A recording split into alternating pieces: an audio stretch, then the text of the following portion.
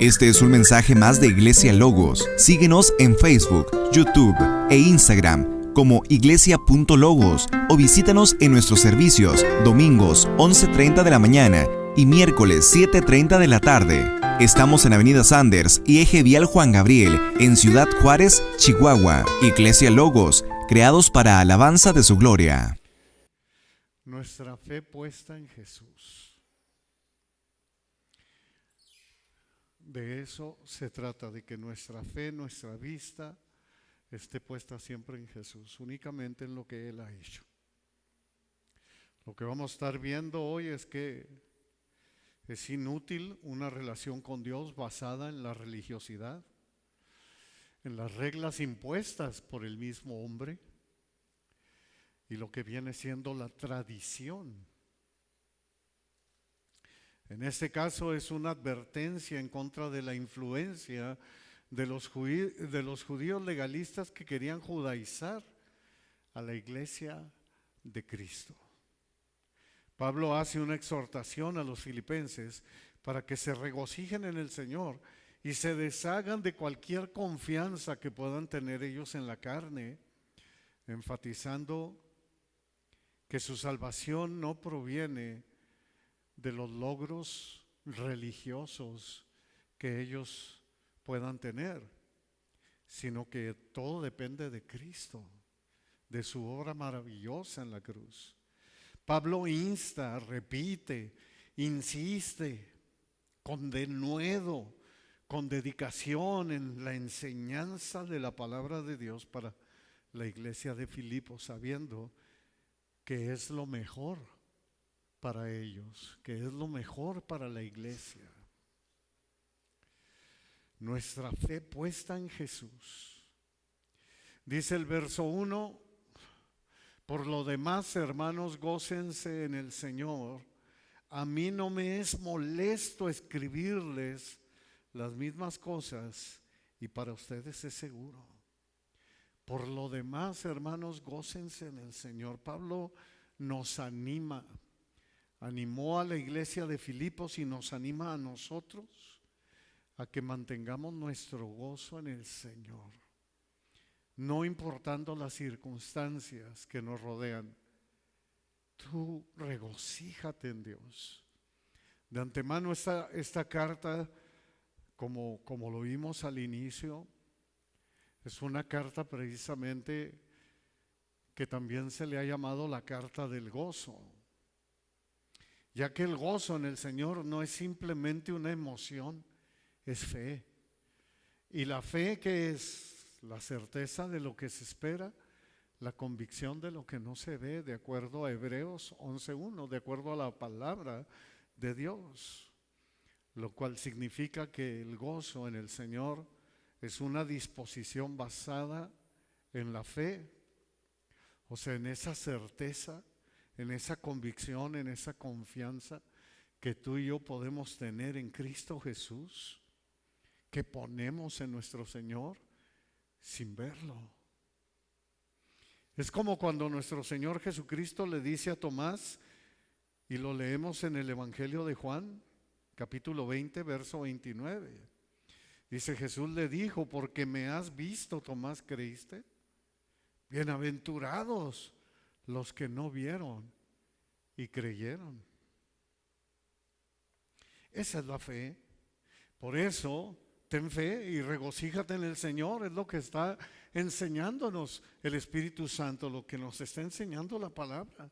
A mí no me es molesto, dice Pablo, el escribirles las mismas cosas.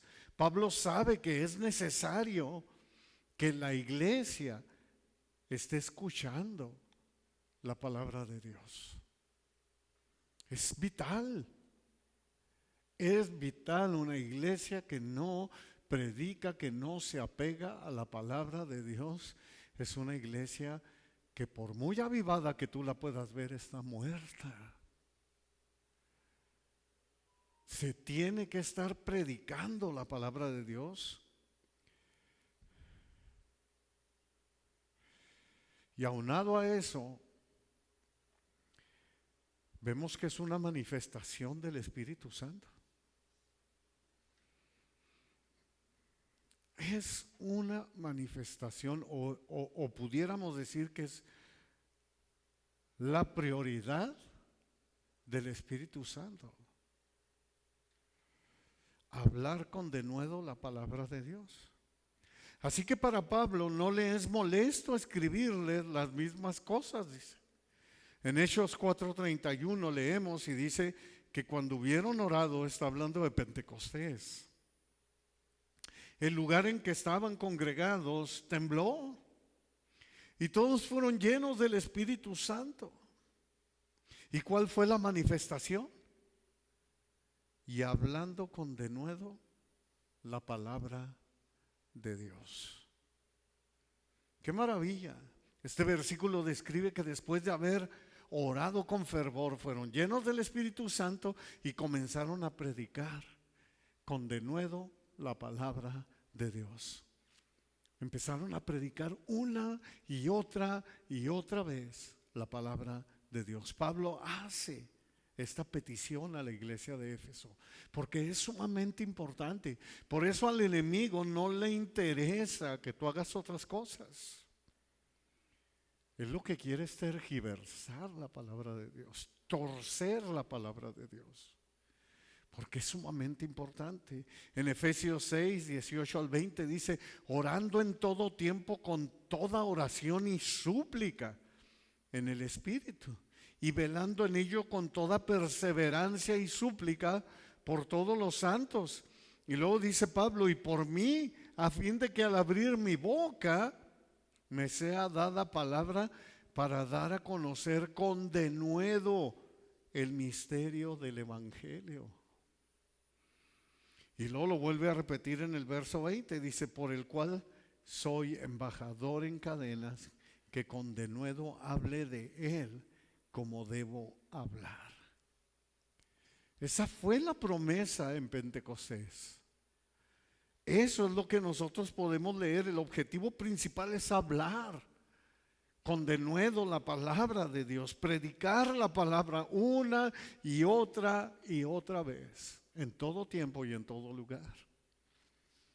Hechos 1:8, pero recibirán poder, dice nuestro Señor Jesús, cuando haya venido sobre ustedes que el Espíritu Santo, y me serán testigos en Jerusalén, en Judea, en Samaria y hasta lo último de la tierra.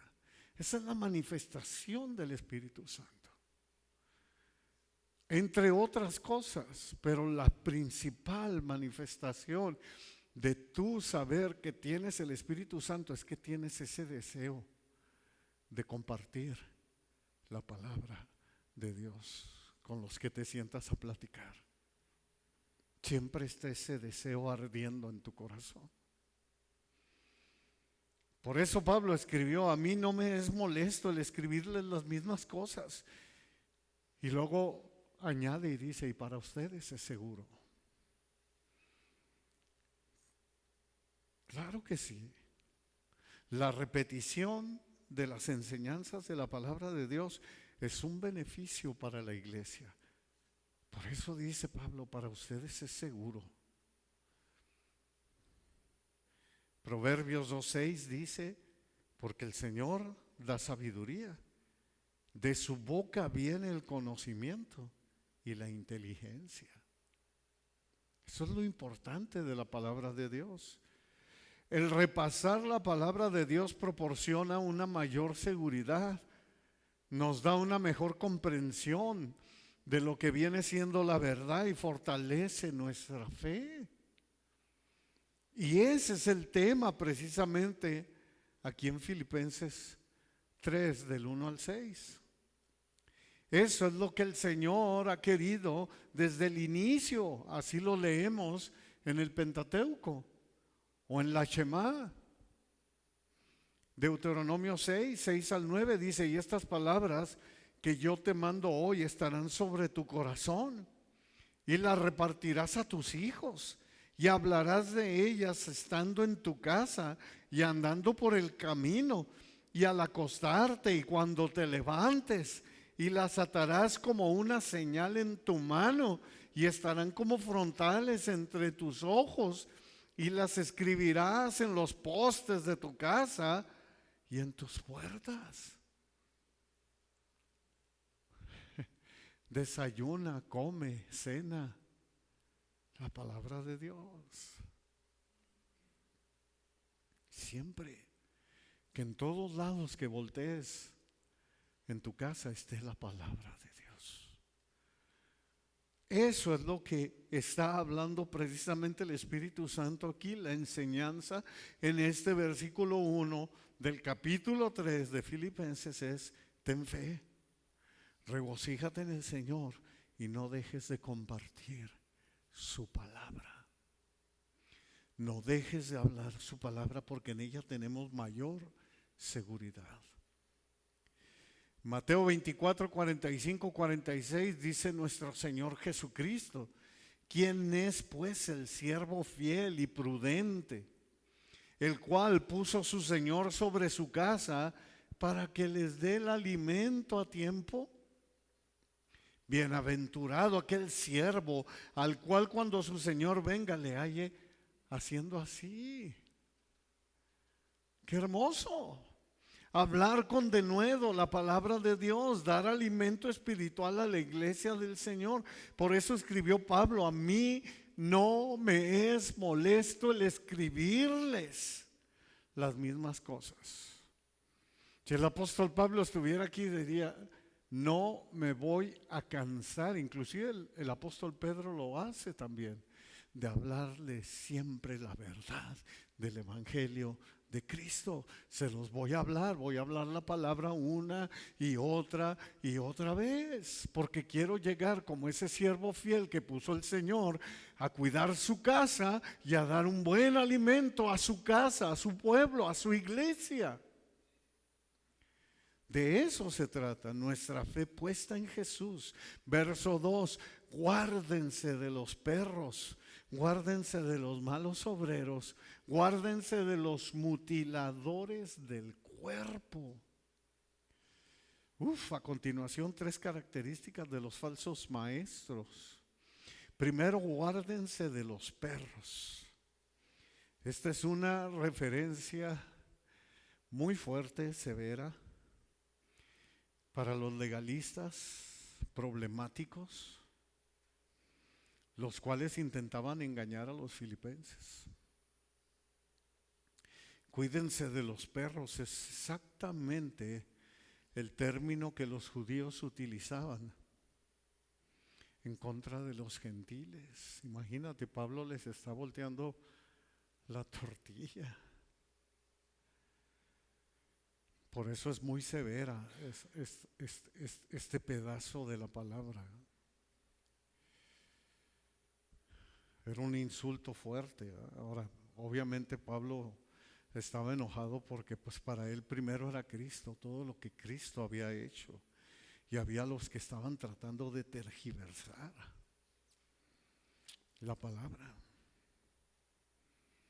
Pablo dijo mucho al usar esta palabra en contra de estos judaizantes influenciados por el legalismo. Ahora entendamos esto en la cultura. Es que en aquel tiempo el perro era impuro. Para el judío no lo tenía como mascota el perro. Era un animal impuro, tipo el cerdo. Entonces ellos vagaban.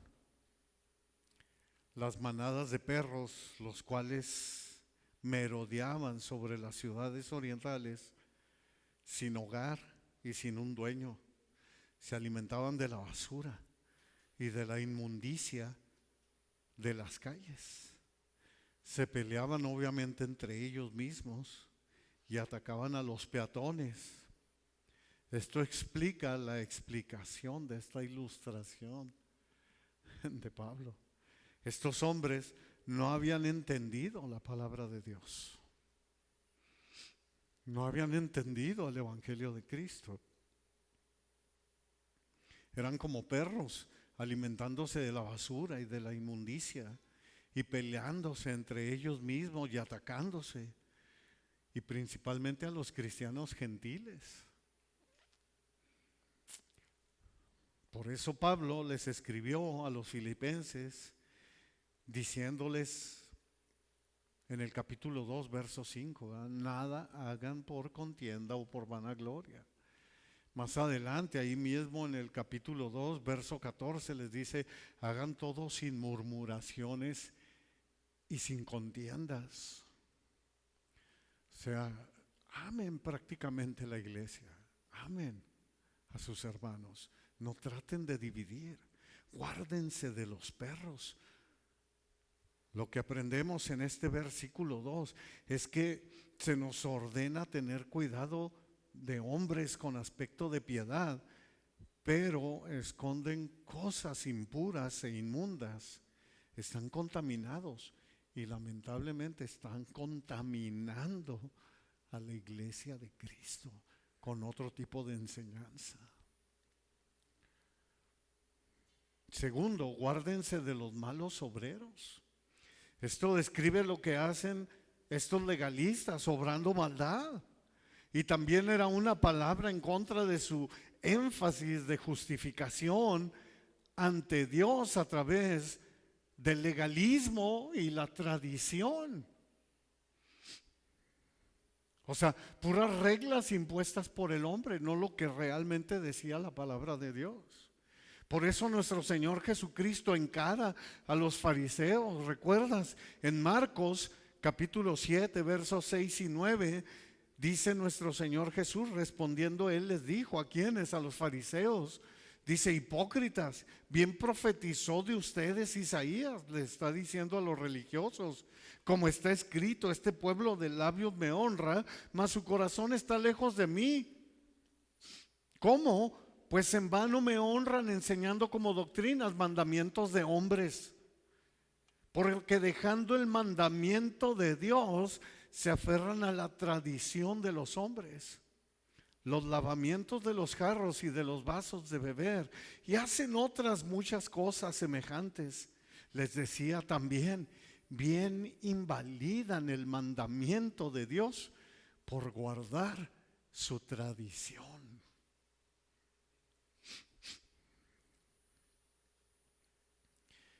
Mucho cuidado con la religión popular. A veces queremos congraciarnos con ellos. Y la palabra te dice, no. Ellos han puesto por encima sus reglas, que no es la palabra de Dios, y sus tradiciones también están por arriba de la palabra de Dios. Mucho cuidado, mucho cuidado. Malos obreros también encaja en los líderes maniáticos en el día de hoy. Esos que se han introducido a la iglesia y que introducen las modas, el dinero, la fama y los pensamientos del mundo en la iglesia. Esos también son malos obreros. Ellos atrapan estas ideas, divagan sobre estas ideas y las siguen porque sienten que eso es lo mejor para la iglesia. Y no es así, eso es lo mejor para el mundo, pero no para la iglesia. Lo mejor para la iglesia es la palabra de Dios. Punto. No hay que ponerle, no hay que quitarle. No les importa la pérdida de la verdad del Evangelio de Cristo, no les importa la verdad de la palabra de Dios. Y empiezan a sacar nuevas modas y es que Dios me reveló esto y me reveló esto otro. No, lo revelado ya está. Allí está en la palabra. Apégate a la palabra de Dios.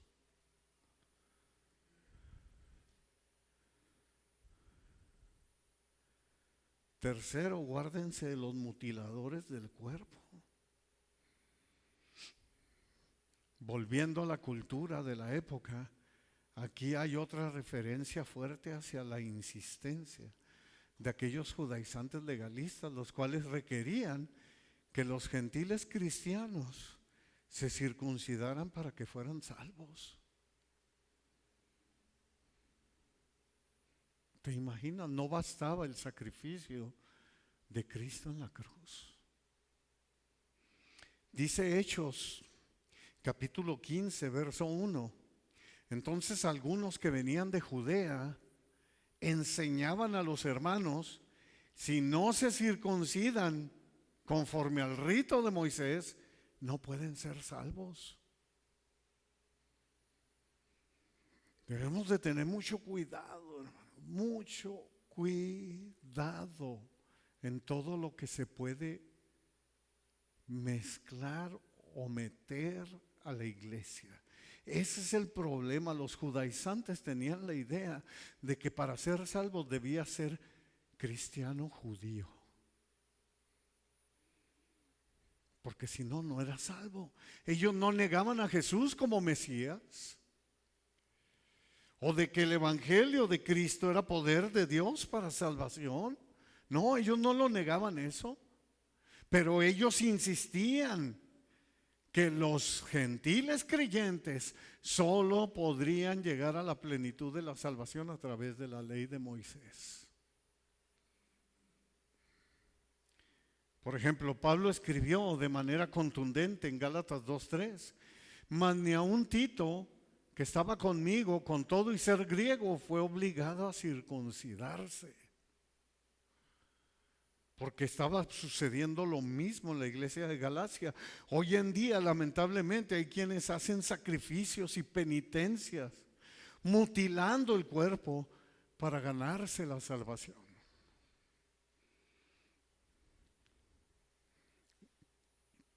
O tratan de convencerte que si no perteneces a tal religión o a tal denominación, no vas a ser salvo. Cuando hasta ahora, bíblicamente, ninguna religión o denominación salva. Solo Cristo. Solo Cristo. Ellos dicen, es Cristo más esto. O sea, no es suficiente con lo que Cristo hizo, es Cristo más tienes que hacer esto. Y lo hacen por ignorar, obviamente, la palabra de Dios, porque no han conocido realmente a Cristo, no conocen el evangelio de Cristo, no conocen la palabra de Dios, no la conocen.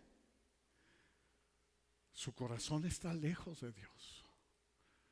El mandamiento que ellos conocen es pura tradición, puros mandamientos de hombres. Ese es el temor que tienen de Dios, o la reverencia que le deben a Dios. Gálatas 1, 6 al 8 dice: estoy maravillado de que tan pronto se hayan alejado del que los llamó por la gracia de Cristo para seguir un evangelio diferente. No es que haya otro, dice Pablo, no hay otro evangelio, solamente hay uno, sino que hay algunos que los perturban y quieren pervertir el evangelio de Cristo. Mas si aún nosotros, dice, fíjate lo que dice Pablo, mas si aún nosotros los apóstoles, o un ángel del cielo, aunque venga y se te aparezca un ángel enorme, precioso, hermoso, y te predica otro evangelio diferente al que les hemos anunciado, o sea, a lo que ya quedó establecido, y te diga, no, es que hay una nueva revelación, dice, ese es maldito, no le hagas caso, aunque sea un ángel.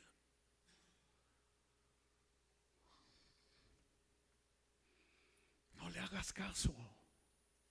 Si en la palabra no está, es mentira. Te está engañando. Ese es el mensaje en este verso 2. Solo en Cristo hay salvación y libertad. Hechos 4:12. Y en ningún otro hay salvación, porque no hay otro nombre bajo el cielo dado a los hombres en que podamos ser salvos. Únicamente en Cristo. No hay vicarios de Cristo. No hay sumos pontífices. Ya no hay sumo sacerdote. Hubo uno nomás y ese no muere. Es para siempre. Un sumo sacerdote que traspasó los cielos y está sentado a la diestra del Padre, intercediendo por nosotros. Un solo mediador entre Dios y los hombres. Amén. Eso es.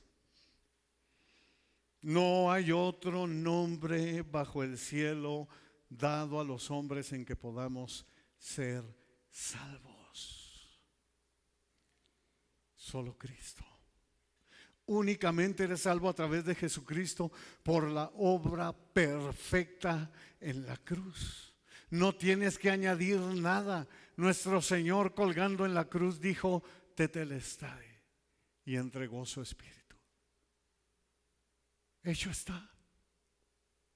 Consumado es. Cumplí. Está hecha la obra. Solo a través de Cristo hay salvación. Solo en Cristo hay salvación. Y créeme, hermano, es suficiente. Suficiente. Nuestra fe puesta en Jesús. Verso 3. Porque nosotros no somos la circuncisión. Perdón, porque nosotros somos la circuncisión, dice Pablo. Los que en espíritu servimos a Dios y nos gloriamos en Cristo Jesús, no teniendo confianza en la carne. Hijo, cuando Pablo está diciendo nosotros somos la circuncisión, antes no apedrearon a Pablo los judíos. Esto era otra ofensa enorme.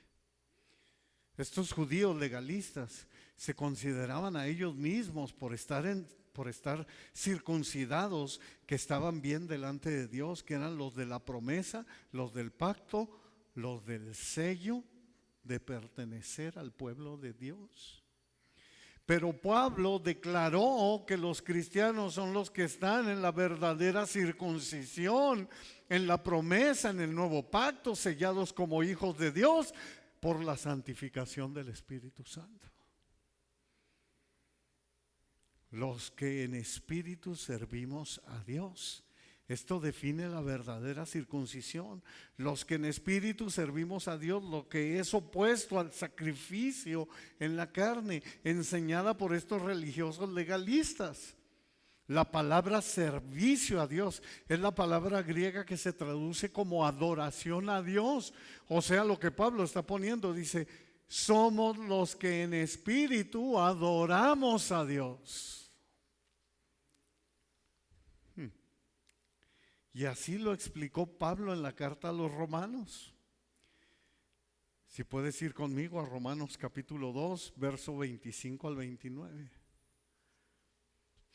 Romanos capítulo 2, verso 25 al 29.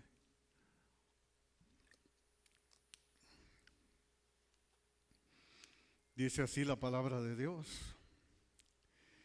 Pues en verdad la circuncisión aprovecha si guardas la ley.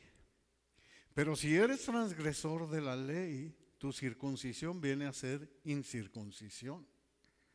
Si pues el incircunciso guarda las ordenanzas de la ley, ¿no será tenida su incircuncisión como circuncisión? Y el que físicamente es incircunciso, pero guarda perfectamente la ley, te condenará a ti, que con la letra de la ley y con la circuncisión eres transgresor de la ley. Pues no es judío el que lo es exteriormente, ni es la circuncisión la que se hace exteriormente en la carne, sino que es judío el que lo es en lo interior, y la circuncisión es la del corazón, en espíritu, no en letra, la alabanza del cual no viene de los hombres, sino de Dios. Pablo enfatiza que la verdadera circuncisión no es física, sino espiritual. Es la del corazón y consiste en servir, adorar a Dios en espíritu. dando gloria a Cristo y no confiando en la carne. La verdadera circuncisión es una metáfora de que les daré un corazón de carne.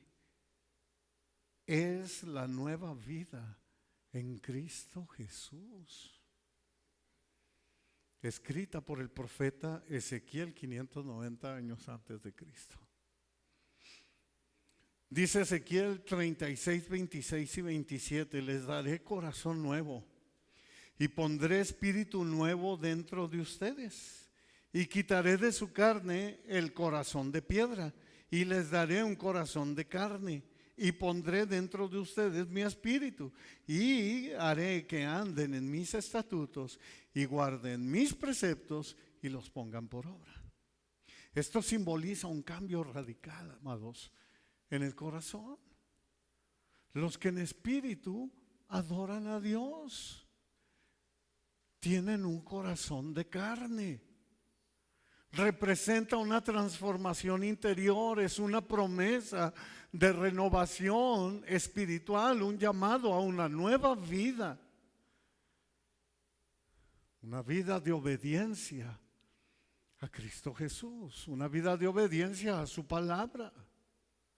De modo que si alguno está en Cristo, nueva criatura es, las cosas viejas pasaron.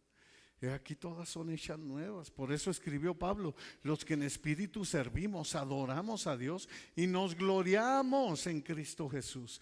Esto también caracteriza a aquellos que son de la verdadera circuncisión. Su gozo, su gloria no se encuentra en su propia habilidad. Jesús y solo Jesús es su gloria. No teniendo confianza en la carne. Pablo hace una advertencia contra aquellos que confían en la carne, es decir, en sus propios logros religiosos, como la circuncisión, como su linaje, etcétera. En lugar de confiar en lo que Cristo ha hecho en la cruz por ellos, su única confianza debe estar en la transformación que hace nuestro Señor Jesucristo. Hay una nueva vida. Aquellos que declaran como Gálatas 2:20, con Cristo estoy juntamente crucificado, ya no vivo yo, mas vive Cristo en mí, y lo que ahora vivo en la carne, lo vivo en la fe del Hijo de Dios, el cual me amó y se entregó a sí mismo por mí. Cristo, Cristo, Cristo y solo Cristo. Nuestra fe puesta en Jesús. Verso 4 dice, aunque yo tengo también de qué confiar en la carne. Si alguno piensa que tiene de qué confiar en la carne, yo más. Wow. Pablo sabía que él estaba más calificado para ser justificado por guardar la ley más que cualquiera de los oponentes legalistas presentes. No había quien le pudiera llegar a Pablo. Pablo está enseñando que debemos de confiar plenamente y únicamente en el autor y consumador de nuestra fe, en su obra preciosa y precisa en la cruz, en el sacrificio de Jesús, en el nuevo pacto en su sangre y nada más. Hebreos 10:12 dice el escritor de Hebreos, pero Cristo, habiendo ofrecido una vez y para siempre un solo sacrificio por los pecados, se sentó a la diestra de Dios. Es el único que lo ha hecho. El escritor de Hebreos da toda una cátedra, si te pones a estudiar el capítulo 10 precisamente ahí de Hebreos. Da toda una cátedra del sacrificio suficiente y completo de Jesús para la salvación. Pablo anima a los filipenses a ser humildes y a no confiar en sus propios méritos, ni en sus propios logros, ni en sus cuadros, ni en sus reconocimientos, sino en la gracia de Dios. nuestra fe puesta en Jesús. A veces yo me pregunto, ¿quién inventó los Grammys para los cristianos? Se fijan, esta idea está buena, vamos a meterla, y ahí están los cristianos, y vistiéndose como mundanos, y según ellos dándole gloria a Dios, cuando lo que buscan es la fama.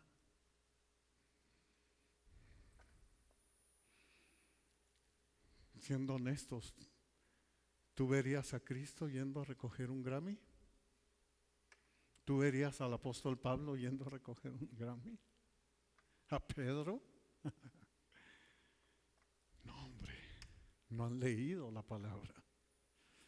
Brincamos en un pie por seguir siendo como el mundo.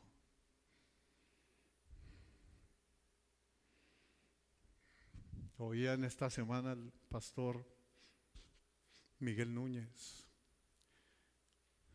que tú te puedes meter al mar, pero tú no eres del mar. Los peces son del mar, tú no.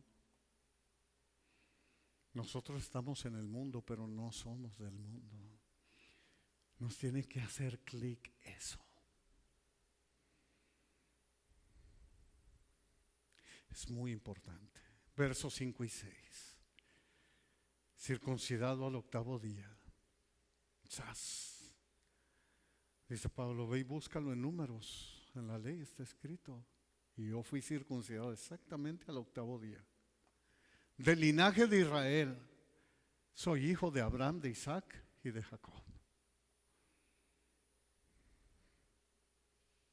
De la tribu de Benjamín,